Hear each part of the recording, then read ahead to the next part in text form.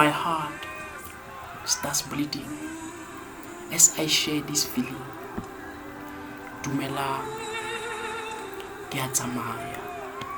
Ke qwetse dikeleding, seatla se bulehile, ke a dumedisa. Ho se boneng se lese, ke wa utlwisisa. Ke imetswe, ha ke thobe ke a le rerisa. Ke a bitswa ke ntate ya tlang ho nkukisa.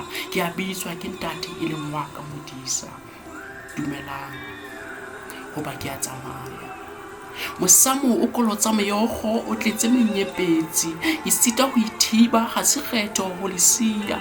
Bakubung bohle ba hlakwana le lona ba siya. Ke rata ha pelo tsa lona di ka tiya. Ntate wa mpitsa, ke hloka ho phethisa. Dumelang, hoba nna ke a tsamaya. Ntshwareleng bohle ke ileng ka ba kwatisa. Ntshwareleng bohle ke hlotseng ho ba thabisa.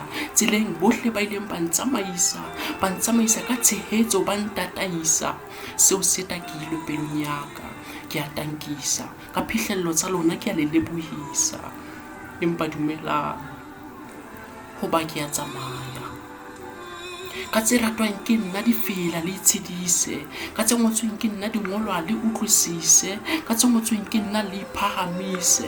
Phelo bona ka di maripa le bo le kudisise. Ke di rerisitse, bohle ke le tsebisitse. Dumelang, hoba nna ke a tsamaya. I quote, this is not a poem written by a poet, but a true message from a painful heart.